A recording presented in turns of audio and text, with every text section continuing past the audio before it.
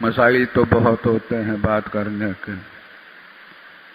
یہ فیصلہ کرنا مشکل ہوتا ہے کہ کس موضوع پر بات کی جائے، وقت مختصر ہوتا ہے۔ لیکن دو باتیں کہے بغیر چین نہیں آئے گا۔ ایک یہ کہ حال ہی میں کراچی جیسے عظیم شہر میں صحابہ کرام رضوان اللہ علیہم اجمعین کے بارے میں جو سفاکانہ کافرانہ انداز میں گستاخیاں کی گئیں، کھلم کھلا علی الاعلان جلوس کے دوران، وہ کسی بھی مسلمان کے لیے قابل برداشت نہیں ہے۔ ہم بھی اس کو برداشت نہیں کر سکتے۔ ہم نے اسی وقت ٹویٹ کے ذریعے سے بیان جاری کیا تھا، اور بھی علماء نے جاری کیے کہ ان کو فوراً گرفتار کیا جائے اور عبرتناک سزائیں دی جائیں۔ ایک چھوٹی سی خبر آئی اخبار میں کہ مقدمہ تو درج کر لیا گیا ہے فلاں دفعہ کے تحت، لیکن گرفتار ہو گئے نہیں ہو گئے ابھی تک اس کی اطلاع نہیں ہے۔ افسوسناک بات ہے، اتنا بڑا جرم کرنے والوں نے جرم کیا اور ابھی تک ہمیں یہ پتہ نہیں کہ گرفتار بھی کیا یا نہیں کیا۔ ڈرتے ہیں ہماری حکومت کے افراد۔ افسوس کی بات یہ ہے کہ یہ حکومت کیا غلامی کر رہے ہیں، مجرموں کے سامنے ہتھیار ڈال دیتے ہیں اور جرأت نہیں ہوتی کہ ایسے لوگوں کو عبرتناک سزائیں دیں۔ بس مقدمہ درج کر لیا، چھوٹی سی خبر ہے، اب مقدمہ درج کر لیا، کبھی عدالت میں پیشی ہوگی، کیا ہوگا۔ اس واسطے در حقیقت دل دکھا ہوا ہے۔ صحابہ کرام رضوان اللہ علیہم اجمعین ہمارے دین کی بنیادوں میں سے ایک عظیم الشان بنیاد ہیں۔ وہ ہمارے سب سے بڑے انبیاء کرام علیہم السلام کے بعد اور حضرت صلی اللہ علیہ وسلم کے بعد اس امت کے سب سے بڑے محسن جماعت صحابہ کرام کی ہے۔ اس زمین و آسمان نے حضرت صلی اللہ علیہ وسلم کے بعد ایسے عظیم انسان نہیں دیکھے زمین و آسمان نے آج تک، جیسے صحابہ کرام رضوان اللہ علیہ مجمعین تھے۔ تاجدار دو عالم سرور کونین صلی اللہ علیہ وسلم کی تربیت اور ان کی، بلکہ میں تو کہوں گا کہ ان کا معجزہ کہ 23 سال میں کیسی کایا پلٹ دی تھی پورے عرب کی، اور کیسی قوم تیار کر دی صحابہ کرام کی۔ پھر قرآن نے جگہ جگہ ان کی عظمت کی گواہیاں دی۔ قرآن کریم میں فرمایا والذین معہ اشداء علی الکفار رحماء بینہم۔ رسول اللہ محمد الرسول اللہ، محمد الرسول اللہ، محمد اللہ کے رسول ہیں، یہ قرآن کہہ رہا ہے، محمد الرسول اللہ۔ والذین معہ، اور اس کے ساتھ جو لوگ ہیں وہ کون ہیں؟ وہ کون لوگ ہیں؟ صحابہ کرام ہیں۔ والذین معہ اشداء علی الکفار رحماء بینہم، دشمنوں پر بہت سخت ہیں، دشمنوں کے مقابلے میں، کفار کے مقابلے میں۔ مسلمانوں سے نہیں لڑتے یہ، دشمنان اسلام جو کافر ہیں ان کے معاملے میں سخت ہیں۔ اگر وہ کوئی غلطی کام کرنا چاہیں گے اسلام کے خلاف تو برداشت نہیں کر سکتے۔ اشداء علی الکفار رحماء بینہم، لیکن آپس میں ایک دوسرے کے ساتھ بہت ہی رحم دل ہیں، ایک دوسرے پر جان دینے کو تیار ہیں۔ ان میں آپس میں جھگڑے نہیں ہیں، حسد نہیں ہے، اختلافات اپنی ذات کے لیے کسی قسم کے نہیں ہیں۔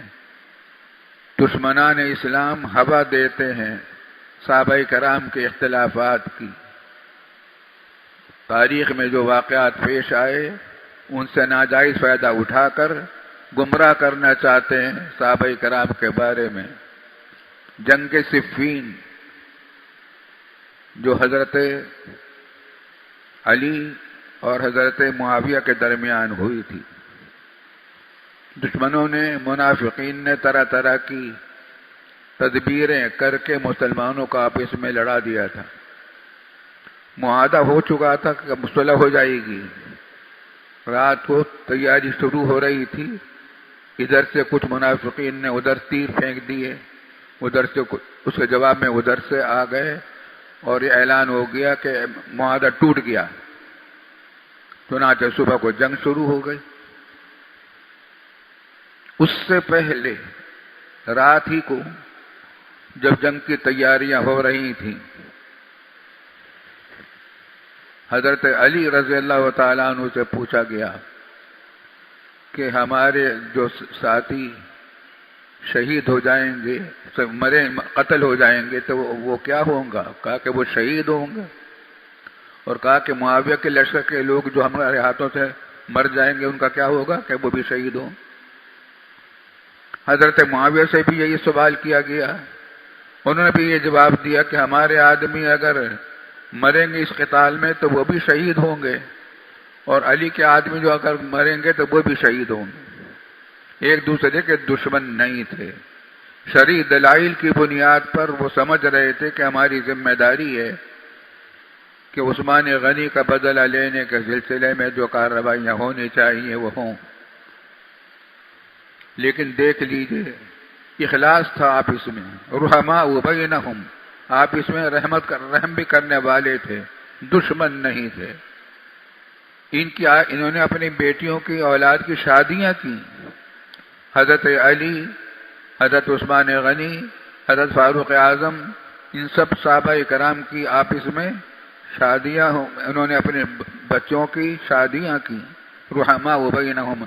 حضرت مولانا نافع گل صاحب نے ایک ضخیم کتاب لکھی ہے، اس کا نام ہے رحماء بینہم، آپس میں رحم دل ہیں۔ قرآن نے بھی یہی لفظ کہا صحابہ کرام کے بارے میں، قرآن گواہیاں دے رہا ہے کہ اشداء علی الکفار رحماء بینہم، آپس میں رحم دل ہیں، قرآن گواہیاں دے رہا ہے۔ تراہم رکعا سجدا یبتغون فضلا من اللہ ورضوانا، یہ کیا ان کا طرز عمل کیا ہے، کرتے کیا ہیں؟ تم ان کو دیکھو گے کبھی سجدے میں ہوں گے، کبھی رکوع میں ہوں گے، عبادت میں مشغول رہنے والے لوگ ہیں۔ کیوں ہیں عبادت کس لیے کرتے ہیں؟ یبتغون فضلا من اللہ ورضوانا، اللہ تعالیٰ کے فضل اور ان کی رضا حاصل کرنے کے لیے رکوع اور سجود میں ان کا بڑا وقت گزرتا ہے۔ سیماہم فی وجوہہم من اثر السجود، ان کی علامت سجدے کی یہ ہے کہ ان کی پیشانیوں پر سجدے کے نشان ہیں۔ سیماہم فی وجوہہم، علامت ان کے چہروں کی یہ ہے کہ ان کے چہروں پر سجدے کے نشان ہیں۔ ذالک مثلہم فی التوراۃ ومثلہم فی الانجیل، یہ تورات میں بھی نازل ہوا تھا ان صحابہ کرام کے بارے میں۔ حیرت، آپ بات کیجئے صحابہ کرام کی عظمت کی۔ تورات میں صحابہ کرام کی فضیلت کو بیان کیا اللہ تعالیٰ نے، قرآن میں تو آ ہی گیا، قرآن نقل کر رہا ہے کہ ہم نے تورات میں بھی نازل کیا تھا ان کی فضیلت، ان کی عظمت کیسے تھی۔ تراہم مثلہم فی التورات، ان کی حالت تورات میں یہی ذکر کی گئی ہے جو ہم نے بتائی ہے۔ ومثلہم فی الانجیل، اور ان کی حالت انجیل میں ایک اور طریقے سے بتائی گئی۔ كزرع أخرج شطأه فآزره فاختلط فاستوى على سوقه يعجب الزراع ليغيظ بهم الكفار. کیا ہے ان کی مثال؟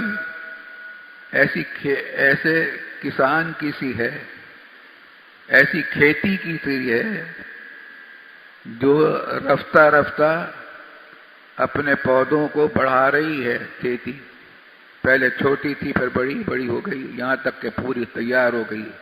کھیتی اب پوری تیار ہو گئی.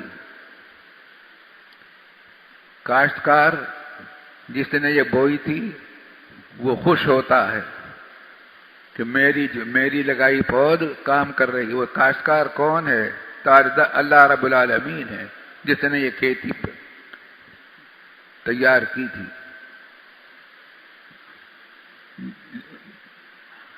یوجب الزراع لیغیظ بہم الکفار. اور یہ کھیتی اللہ تعالیٰ نے اس واسطے پیدا کی ہے.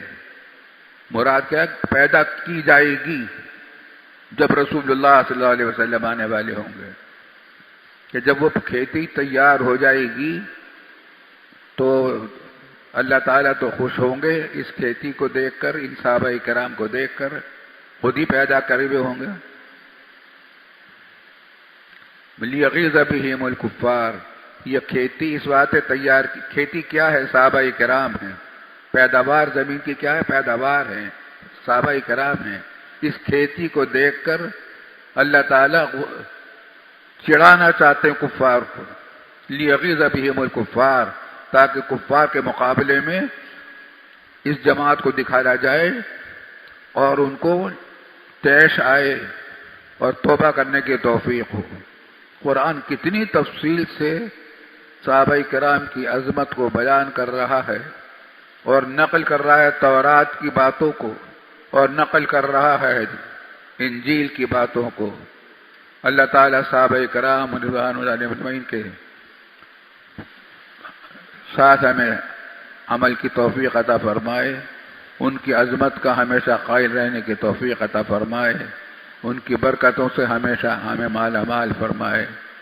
یہ پوری امت کے محسن ہیں. قرآن انہوں نے اسی صحابہ کرام ہی نے قرآن ہم تک پہنچایا، یہ پورا دین ہم تک پہنچایا.